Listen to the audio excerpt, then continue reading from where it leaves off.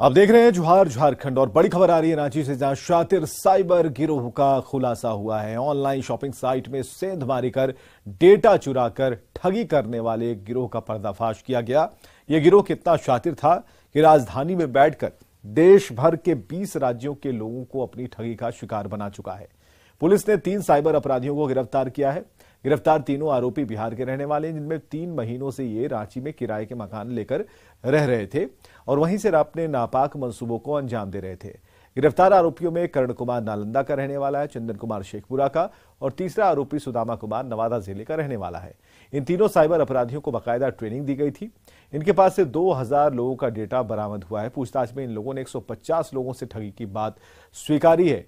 अपराधियों के पास से 12 मोबाइल, 484 लिफाफे में रखा कूपन और पंफलेट, 6 एटीएम कार्ड के साथ कई बैंकों के खाते बरामद किए गए। कुछ साइबर अपराधियों की गिरफ्तारी की गई है, जिनके द्वारा ऐसा कह सकते हैं कि एक नए तरीके से लोगों को ठगी का शिकार बनाने का प्रयास किया जा रहा था और बहुत सारे मामलों में ये सफल भी हुए लोगों से ठगी कर पाने में। और न केवल राज्य के बल्कि राज्य के बाहर के भी कई लोगों को ठग पाने में, कई लोगों की राशि एक तरीके से अपने खाते में ट्रांसफ़र करा पाने में ये कामयाब हुए थे।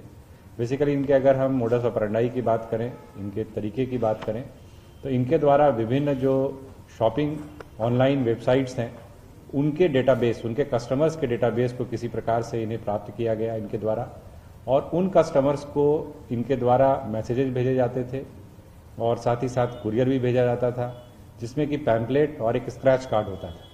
पैम्पलेट में QR कोड भी होता था और साथ में स्क्रैच कार्ड में स्क्रैच करने पर जो उनके द्वारा जीती हुई राशि है वो अंकित होती थी। QR कोड में भी सेम चीज़ रिफ्लेक्ट होता था। उससे कहीं ना कहीं सामने वाले व्यक्ति को ऐसा भरोसा लगता था कि QR कोड और स्क्रैच हर जगह से चीज़ें आ रही हैं और लुभावने ऑफर्स उसमें होते थे। कई बार राशि का जिक्र होता था, कई बार जो सामान उनको मिलेगा इनाम के रूप में वो लिखा होता था, तो उससे लोग उस झांसे में आ जाते थे। एक और बड़ी खबर है साहिबगंज से, जहां रबिका पहाड़िन हत्याकांड में कोर्ट ने मुख्य आरोपी मैनुल अंसारी के खिलाफ गिरफ्तारी का वारंट जारी किया है। मैनुल की गिरफ्तारी के लिए पुलिस कई जगहों पर छापेमारी कर रही है और पुलिस सूत्रों के मुताबिक अब तक मैनुल की गिरफ्तारी के लिए उसके करीबियों के घर करीब 9 ठिकानों पर पुलिस छापेमारी कर चुकी है और इसी कड़ी में पुलिस की एक टीम दिल्ली में रोहिणी स्थित उसके पुराने ठिकाने पर छापेमारी करने पहुंची थी, लेकिन पुलिस के हाथ अब तक खाली हैं। बताया जा रहा है कि बहुचर्चित मामला होने के कारण मैनुल अंसारी के करीबी भी अब उसे अपने घर में ठिकाना नहीं दे रहे हैं।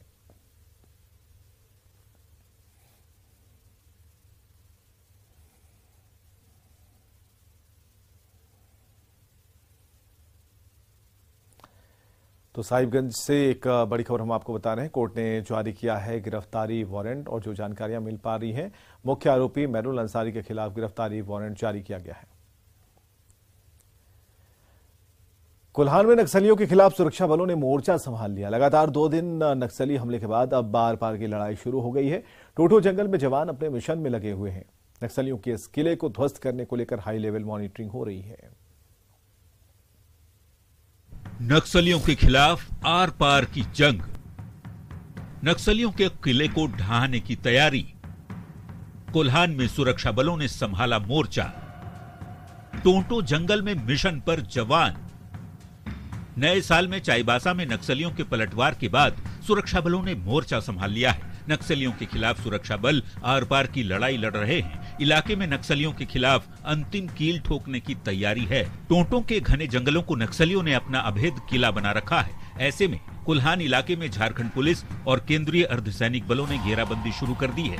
इस मिशन के लिए कोल्हान से सटे दूसरे राज्यों की पुलिस से भी मदद ली जा रही है। पुलिस मुख्यालय के साथ CRPF हेडक्वार्टर में भी हाई लेवल मीटिंग चल रही है। प्रयास है कि कोल्हान को भी जो है हम जो ये माओवाद की जो काली छाया है और जो इनके जो इसको है इनका जो प्रेजेंस है उससे मुक्त कराया और इसी दिशा में Jharkhand police, Jharkhand Jaguar, CRPF, cobra teams का जो है एक संयुक्त अभियान चल रहा है और निश्चित रूप से काफ़ी चैलेंजिंग क्षेत्र है। 11 और 12 जनवरी को नक्सलियों ने टोंटो जंगल में सुरक्षा बलों पर घात लगाकर हमला किया। नक्सलियों के आईईडी ब्लास्ट में नौजवान घायल हो गए। नक्सलियों की खौफनाक साजिश के बाद इलाके में नक्सलियों के खिलाफ अभियान और तेज हो गया है। हालांकि नक्सली जहां डेरा डाले हुए हैं वो बेहद ही दुर्गम इलाका है, जंगल भी काफी घना है। ऐसे हालात में नक्सलियों के इस किले को ध्वस्त करने को लेकर डीजीपी, एडीजी, आईजी ऑपरेशन और खुफिया विभाग के कई अफसर सीधे तौर पर इस अभियान से जुड़े हुए हैं। झारखंड पुलिस मुख्यालय के निर्देश पर बीएसएफ के 2 हेलीकॉप्टर पूरी तरह से अलर्ट मोड पर हैं। वहीं बुलबुल और बूढ़ा पहाड़ के अपने हाथ से चले जाने के बाद इस इलाके को नक्सली अपने हाथ से जाने देना नहीं चाहते। इस इलाके की भौगोलिक स्थिति नक्सलियों के मुफीद है और यही वजह है कि नक्सली इस गढ़ को बचाने की हर मुमकिन कोशिश कर रहे हैं। चाईबासा में नक्सलियों के साथ हुए मुठभेड़ और आईडी ब्लास्ट की बड़ी घटना के बाद सवाल खड़े हो रहे हैं। ऐसे में बूढ़ा पहाड़ और बुलबुल जंगल में सफलता के बाद टोंटो जंगल में नक्सलियों का खात्मा सुरक्षा बलों के लिए बड़ी चुनौती से कम नहीं। न्यूज़ 18 के लिए रांची से ओम प्रकाश की रिपोर्ट। गुमला के बिशनपुर में नेतरहाट घाटी में एक कार खाई में गिर गई। मिलिट्री मोड़ के पास हादसे में कार में सवार 2 छात्रों की मौके पर मौत हो गई, जबकि 4 छात्र गंभीर रूप से घायल हैं। छात्र नेतरहाट घूमने जा रहे थे। तीखा मोड़ होने की वजह से गाड़ी अनियंत्रित हो गई और खाई में जा गिरी। घायलों को बेहतर इलाज के लिए गुमला रेफर कर दिया गया।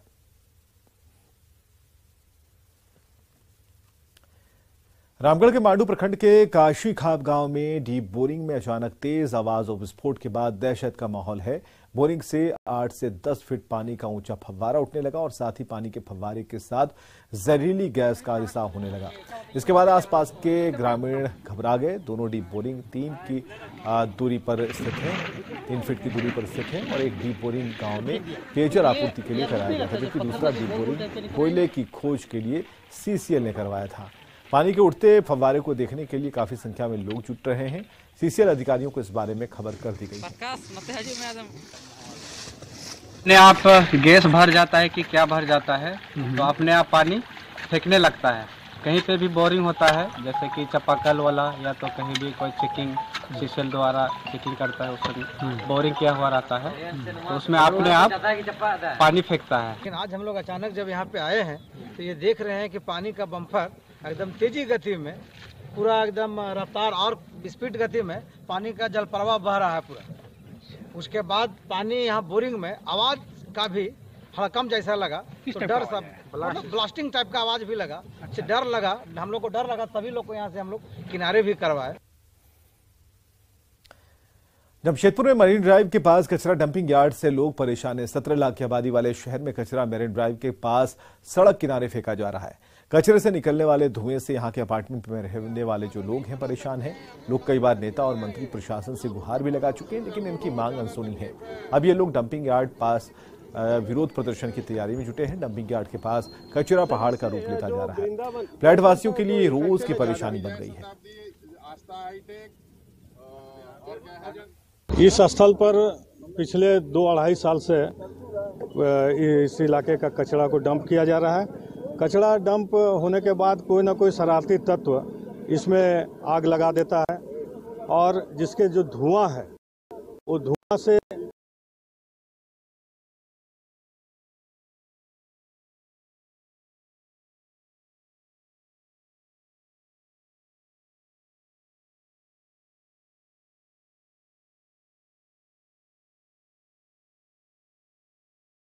Health issues. और चौथा मुझे बोलना है कि जब हम छोटी छोटी चीज़ों में सिक्योरिटी प्रोवाइड कर रहे हैं, ये एक एक्सक्यूज़ है कि यहाँ के लोकल लोग जला दे रहे कचरा। अगर लोकल जला दे रहे तो एक गार्ड अपॉइंट किया जाए, चाहे जिसको करे चाहे कोई करे। जमशेदपुर में परिवहन विभाग सड़क सुरक्षा अभियान चला रही है और शहर के मुख्य सड़क पर यमराज की वेशभूषा में बिना हेलमेट पहनने वाले वाहन चालकों को समझाया जा रहा है। साथ ही नियम तोड़ने वालों को शर्मिंदगी महसूस हो, इसके लिए गुलाब का फूल भेंट किया जा रहा है। सड़कों पर यमराज घूम घूम कर बिना हेलमेट पहने चालकों के सिर पर गदा रखते हैं, नियम पालन करने की हिदायत देते हैं।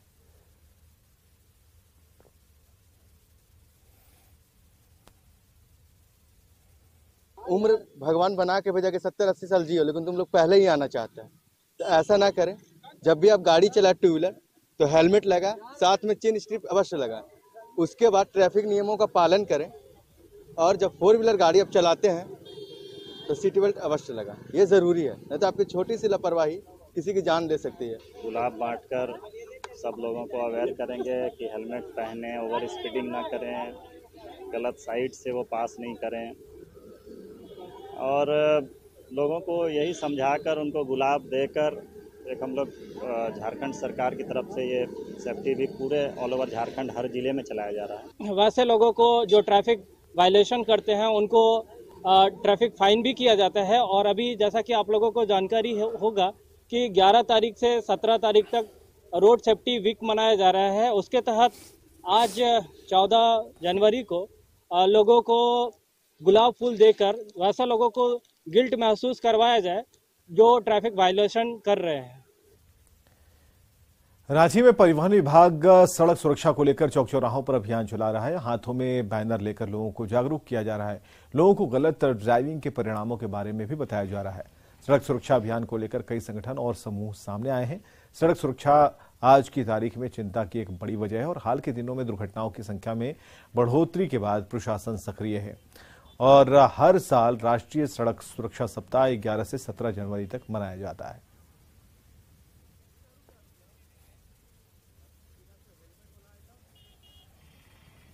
अपनी रक्षा, आपकी सुरक्षा अपना करना चाहिए इंसान को। जब भी रोड में चलते हैं हर इंसान को अपना हेलमेट लगा के चले, लाइसेंस लेकर के चले, गाड़ी का पेपर लेकर के चले। और आप हमारी बात करें तो हम तैयार, हम लोग रहते हैं हमेशा 24 घंटे में।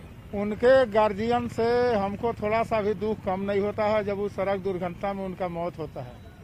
हमें भी तकलीफ होता है क्योंकि उनका रक्षा करने के लिए हम बनाए गए हैं। रोड पर रहते हैं, मेहनत करते हैं और हम ऊपर वाले से दुआ करते हैं वो भी जो है सुरक्षित रहें। क्या दोबारा आप यही गलती करेंगे? नहीं, हम लोग गलती नहीं करते हैं, पहली बार ऐसा हुआ। आप बोलिए कि हम गलती हो गई, हम जरूर लगाएंगे। हाँ, जरूर लगाएंगे। सुरक्षा हाँ, सबके लिए है, हमारे लिए भी है, खुद का सुरक्षा है। रांची में ग्रामीण एसपी आवास पर खास अंदाज में मकर संक्रांति का आयोजन हुआ। ग्रामीण एसपी ने आम लोगों के साथ पूर्व नक्सली और पुलिसकर्मियों के साथ दही चूड़ा का आनंद उठाया। साथ ही जरूरतमंद लोगों के बीच कंबल का वितरण किया। इस मौके पर ग्रामीण एसपी ने बताया कि ये पर्व आम लोगों के साथ मिलकर खुशियां बांटने का है। तो मुख्य धारा से जुड़ चुके पूर्व नक्सली भी एसपी आवास में लाइन में बैठकर दही चूड़े का आनंद उठाते नजर आए।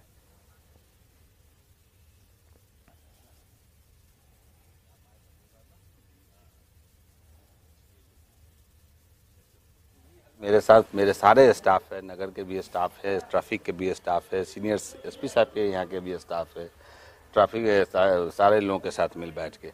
आम ग्रामीण बाबा भी हैं, इनको भी मैंने बुला लिया है। सरेंडर माविस्ट है यहाँ पर रामपदो लोहरा, उसको भी मैंने बुलाया है और उन लोगों को बुलाकर सब लोगों को तोहफा में, आज ठंडा का समय है तो हम लोगों ने ये दिया है, कंबल दिया है और शॉल देकर सम्मानित किया है। ग्रामीण साहब जी ने हम लोग को बहुत अच्छा भाईचारा के हिसाब से खाना खिलाया, खर्चा किया, इससे हम लोग बहुत खुश हैं। हम लोग को बहुत अच्छा व्यवहार किया। मकर संक्रांति मनाया बढ़िया। मकर संक्रांति हम लोग बहुत अच्छा से मिलजुल के मनाए, इसमें भाईचारा हम लोग को बहुत सुंदर रहा। हजारीबाग से 70 किलोमीटर दूर स्थित सूर्यकुंड सैलानियों के आकर्षण का केंद्र बना हुआ है। सूर्यकुंड परिसर में ही 4 और जलकुंड हैं जिनके नाम लक्ष्मण, ब्रह्मा, सीता और रामकुंड हैं। बड़ी बात यह है कि इन सबका तापमान अलग अलग होता है। दावा है कि सूर्यकुंड के पानी का तापमान 88 डिग्री सेल्सियस तक रहता है, जिसके पानी से स्नान करने से चर्म रोग और बीमारियां दूर होती हैं। हजारीबाग जिला मुख्यालय से तकरीबन 70 किलोमीटर दूर बरकट्ठा प्रखंड में बसा आप देख पा रहे होंगे यह सूर्यकुंड स्थान है, जहां पर साफ तौर पर आज ये मकर संक्रांति के अवसर पर तमाम यहां पे जो है भीड़ देखी जा रही है।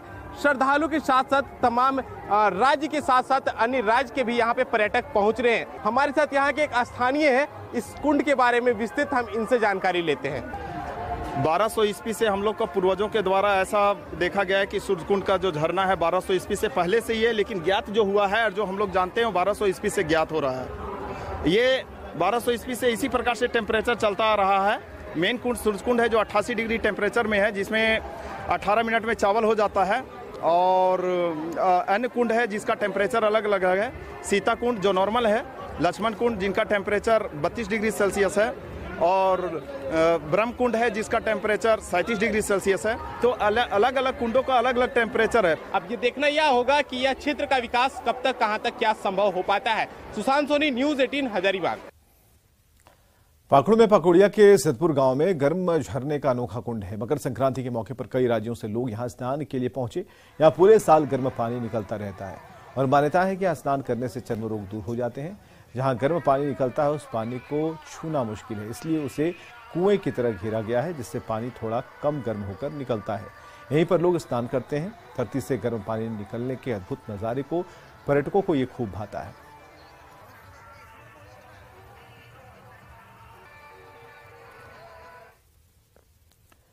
झारखंड के डीजीपी नीरज सिन्हा 2 दिनों के संथाल परगना के दौरे पर हैं। डीजीपी ने शुक्रवार को वैद्यनाथ धाम और वासुकीनाथ धाम में पूजा अर्चना की, तो शनिवार को पश्चिम बंगाल के तारापीठ में मां तारा की पूजा की और वहां से लौटते समय मंदिरों के गांव मलूटी पहुंचे। मलूटी गांव दुमका के शिकारीपाड़ा प्रखंड में है। डीजीपी नीरज सिन्हा ने सपरिवार मलूटी में मां मौलिक्षा की पूरे विधि विधान के साथ पूजा की और साथ ही यहां वर्तमान में जो 70 मंदिर हैं उनके ऐतिहासिक और धार्मिक महत्व को भी समझा है। आपको बताएं कि मलूटी में 108 मंदिर हुआ करते थे, लेकिन अभी वर्तमान में 70 मंदिर शेष रह गए हैं, जिनमें अधिकांश मंदिर भगवान शिव के हैं।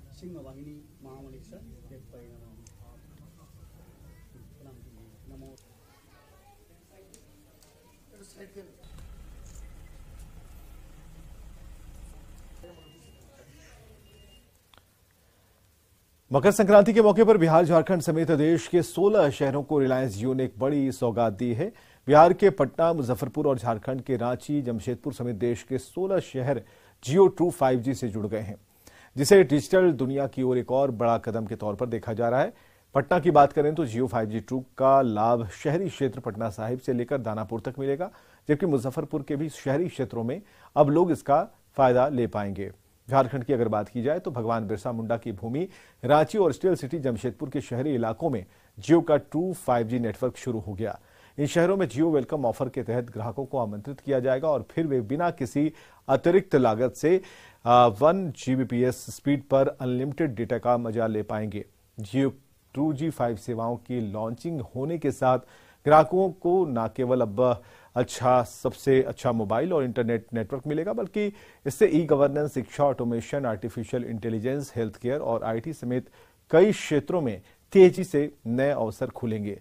लॉन्चिंग पर जियो प्रवक्ता ने कहा कि बिहार और झारखंड के 4 महत्वपूर्ण शहरों में जियो ट्रू 5G सेवाएं शुरू करने का पर हमें गर्व है। देश भर में ट्रू 5G रोल आउट की स्पीड को हमने और तेज किया है, क्योंकि हम चाहते हैं कि साल 2023 में प्रत्येक जियो उपयोगकर्ता को जियो ट्रू 5G टेक्नोलॉजी का फायदा मिले। जिन शहरों में 2G लॉन्च किया गया है वे हमारे देश के महत्वपूर्ण पर्यटन स्थल, व्यापारिक और औद्योगिक केंद्रों में शामिल हैं। जियो की ट्रू 5G सेवाओं के लॉन्च के साथ क्षेत्र के उपभोक्ताओं को न केवल सबसे अच्छा दूर संचार नेटवर्क मिलेगा, बल्कि ई गवर्नेंस, शिक्षा, automation, artificial intelligence, gaming, health care, कृषि, आईटी के क्षेत्रों में भी विकास के अनंत अवसर मिलेंगे।